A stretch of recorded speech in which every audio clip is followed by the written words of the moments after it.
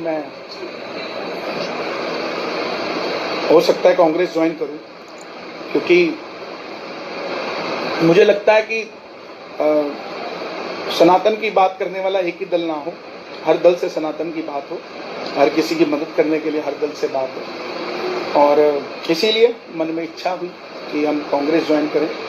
और भाजपा से हमारा कोई ऐसा मतभेद या मनभेद नहीं है। कुछ लोग कह रहे टिकट नहीं मिला पंचकुला से तो इसलिए कांग्रेस ज्वाइन कर रहा है, ऐसा कुछ भी नहीं है। और टिकट अगर चाहिए होती तो मैं कुछ लोगों से बात करता और ले आता, कोई बड़ी बात नहीं है टिकट मेरे लिए। लेकिन मेरा विचार जो है, मेरी मित्रता है सबसे।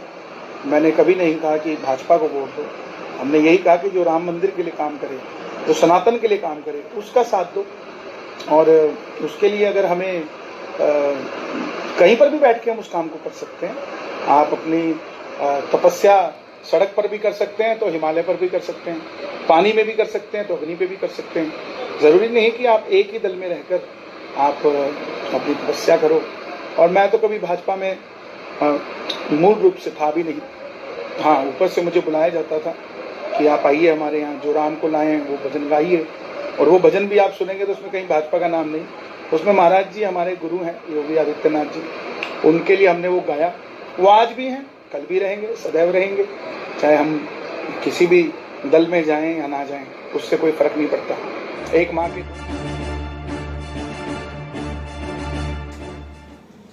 नमस्कार, चर्चा में आपका स्वागत है। मैं हूं शिव मिश्रा। जो राम को लाए हैं हम उनको लाएंगे, ये गाने की लाइनें आपको याद होंगी।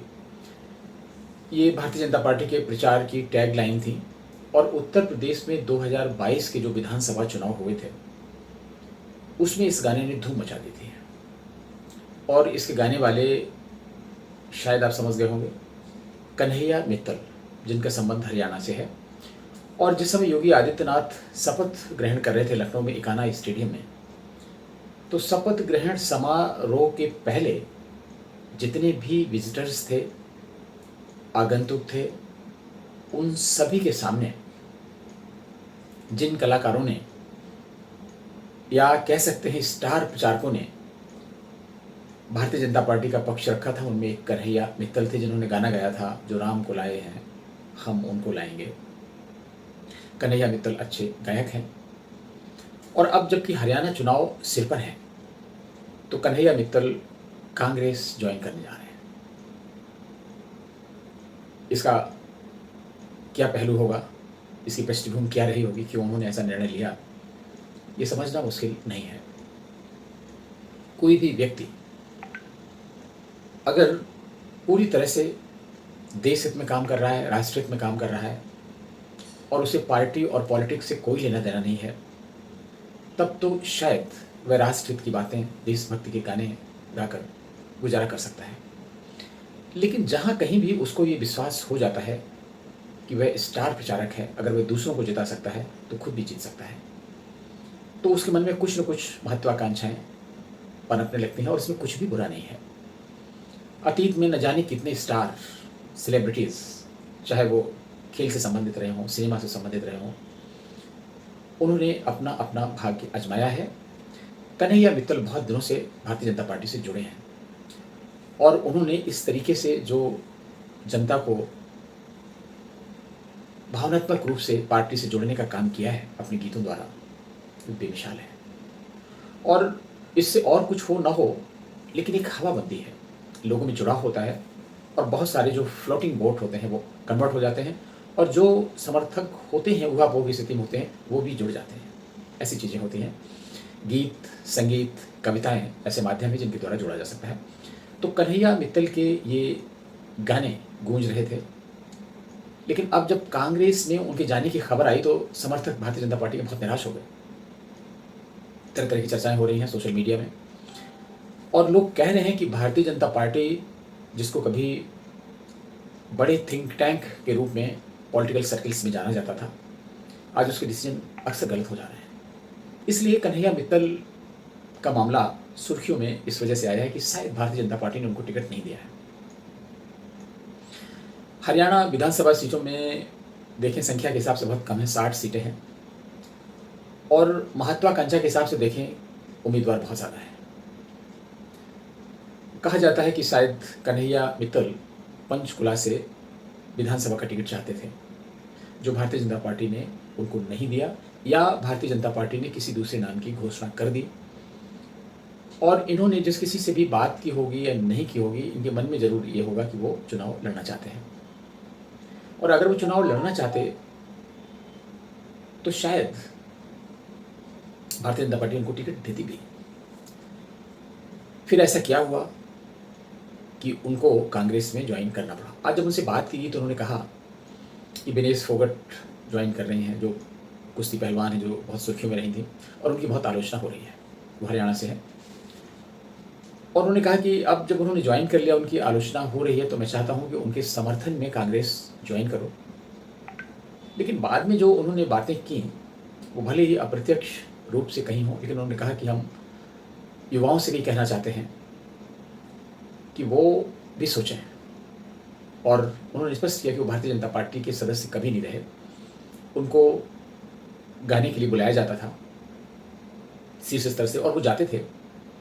और उनका जो लगाव है, उन्होंने जो काम किया है, वो सनातन धर्म के लिए किया है, हिंदू धर्म के लिए किया है, और उनकी निष्ठा सनातन धर्म और हिंदू धर्म के प्रति रहेगी। ये चीज़ें शाब्दिक रूप से तो बहुत सीधी और सपाट दिखाई पड़ती हैं, लेकिन इतनी साधारण नहीं है। निश्चित रूप से टिकट न मिलने से कन्हैया मित्तल बहुत आहत हैं। एक कहा भी जाता है कि यूं ही कोई बेवफा नहीं होता। निश्चित रूप से उनकी महत्वाकांक्षा सनातन धर्म के प्रति निष्ठा पर भारी पड़ी होगी, क्योंकि आज कांग्रेस का जो चाल चरित्र और चेहरा है, उसको 100% राष्ट्र भक्त तो नहीं कहा जा सकता। जिस तरीके से राहुल गांधी पार्टी को ले जा रहे हैं, उसमें जो पार्टी में हिंदू समर्थक थे, जो जागरूक हिंदू हैं, वो कांग्रेस से चिटक रहे हैं।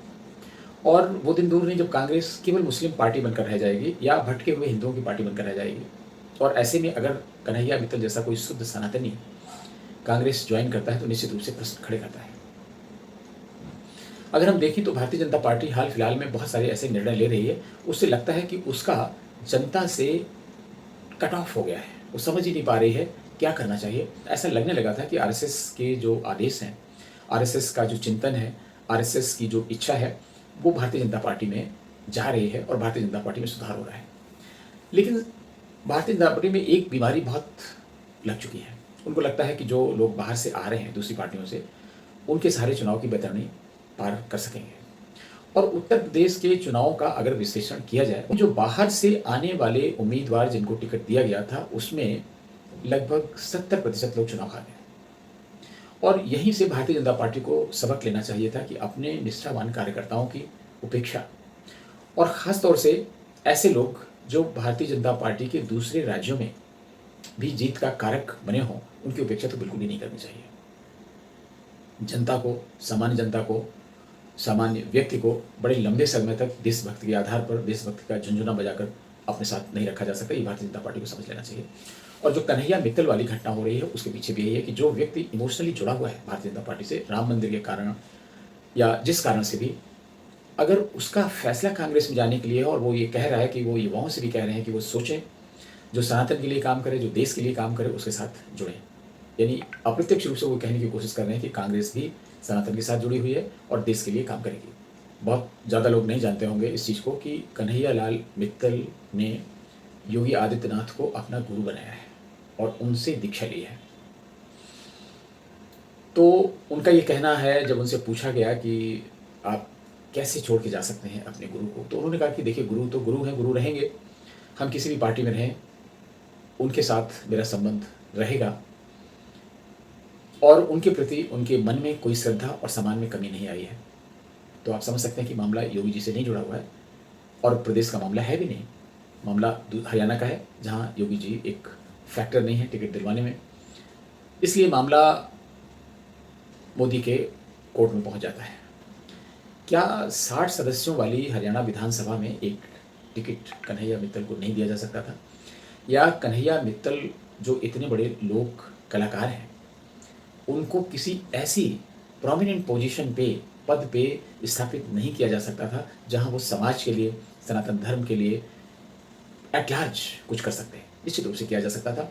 और ऐसी जगहों पर हम देखते हैं कि बहुत से आयातित लोग, इम्पोर्टेड लोगों को मारा जा रहा है। भारतीय जनता पार्टी को निश्चित रूप से इस पर विचार करना चाहिए। जो सामान्य व्यक्ति समझ जाता है कि इससे भारतीय जनता पार्टी को नुकसान होगा, और भारतीय जनता पार्टी क्यों नहीं सोच पाती, उसमें तो थिंक टैंक है, जाने कितने चिंतक हैं, विचारक हैं, सोशल इंजीनियर्स हैं, वो क्यों नहीं समझ पा रहे कि कहाँ गड़बड़ होने वाली है। तुलसीदास जी की रामायण में है, जिसको दारुण दुख देही उसकी मति पहले हर लेही। भारतीय जनता पार्टी का जो भविष्य हरियाणा में बहुत अच्छा दिखाई नहीं पड़ रहा है।